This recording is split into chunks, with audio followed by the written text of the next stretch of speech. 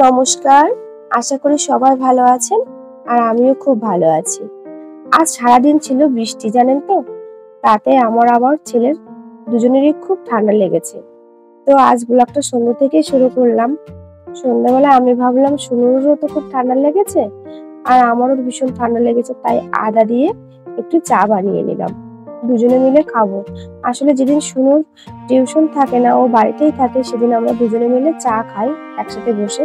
Liquor চাটাই বেশি খাই, যেহেতু দুধ চা বাচ্চাদের দেওয়া যায় না, আমি দিও না। তো যেদিন ও থাকে সেদিন এরকম চা বানিয়ে নিই। আর আমরা কিন্তু চাটা বেশির অংশ গুড় দিয়ে বানাই, এই জন্য চাটা বেশি ব্ল্যাক দেখতে লাগছে। আর জানেন তো, আমার না এরকম টোস্ট দিয়ে চা খেতে ভীষণ ভালো লাগে। আচ্ছা, এরকম কম্বিনেশন কার কার ভালো লাগে জানাবেন তো। তো ও আর আমি চাটা খেয়ে নিয়েছি, আর একটা ধাক্কা লেগে চা কিছুটা পড়েও গেছে। আজ দেখুন আমার কিচেনে কে চলে এসছে, আমার সোনা মা।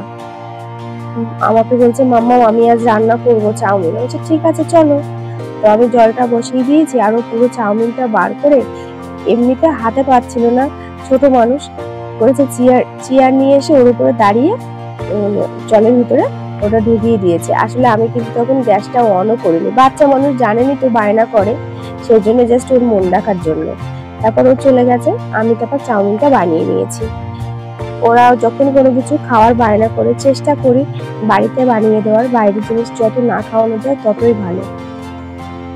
তো আমি এখানে একটা কড়া বসিয়ে নিয়ে ওর ভিতরে সাদা তেল দিয়ে, আর আমি বেশির অংশ সব ঘরের জিনিস দিয়েই বানাই। বাইরে যে মশলাগুলো থাকে না, ম্যাগি মশলা বলুন বা আদার্স যে মশলাগুলো, আমি ইউজ করি না। যতটা ঘরোয়া ইনগ্রেডিয়েন্টস দিয়ে বানানো যায় ততটাই বাচ্চাদের হেলথের জন্য ভীষণ ভালো, এই জন্য আমি ঘরের জিনিস দিয়েই বানাচ্ছিলাম। তো এখানে পেঁয়াজ, টমেটো, এক কোয়া রসুন সব ভালো করে আমি তেলের উপরে ভাজা করে নিয়েছি, আর কিছুটা পরিমাণে কাঁচা লঙ্কাও দিয়ে দিয়েছি। কখনো কখনো মেয়ে অমন বায়না করলে আমি জাস্ট মন বোঝানোর জন্য অমন করে থাকি, তাহলে ওর মনটাও ঠান্ডা হয়, ও বেশি বায়নাও করে না, আর ভালোও লাগে। তো যাই হোক, দুটো ডিমও দিয়ে নিয়েছিলাম, আর স্বাদ মতো লবণও দিয়েছিলাম। আর হচ্ছে এইটা ভালো, এই ডিমটা না এইভাবে প্রথমেই এই মশলার ভিতরে যদি ভালো করে ফ্রাই করে নেওয়া যায়, তাহলে দেখেছি যে একটা ডিমের যে একটা স্মেল আসে, ওটা কিন্তু একদমই আসে না।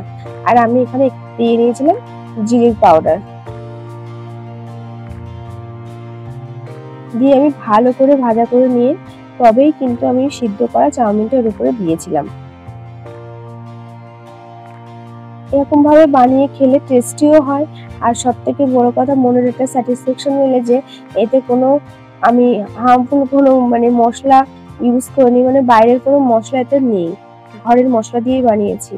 ওরা খেলেও আমার মনের ভিতরে অতটাই হয় না। আমি জানি চাউমিন বাচ্চাদের বেশি খাওয়ানো ভালো না, তারপরে যতটুকু মন বোঝানো। তারপর এখানে হয়ে গিয়েছে, আমি গোলমরিচ আর একটু লেবুর রস দিয়ে আমি নামিয়ে নেব। আজকে একটু হলুদ দেইনি, এরকম সাদা সাদা চাউমিন খেতে ভালোই লাগে, তাই না বলুন? মাঝে মাঝে বাইরে বৃষ্টি হচ্ছিল, বেশ ভালোই লাগছিল। আর আমি আজকে বেশ একটু ঝাল কড়া করে দিয়েছিলাম, গোলমরিচের ঝালটা খেতে আমার খুব ভালো লাগে, বা ওরাও খুব ভালোবাসে, যতটুকু ওরা খেতে পারে সেরকম অনুযায়ী দিয়েছিলাম। আর এই লেবুটা ছিল গন্ধরাজ লেবু, খুব সুন্দর একটা গন্ধও বেরোচ্ছিল।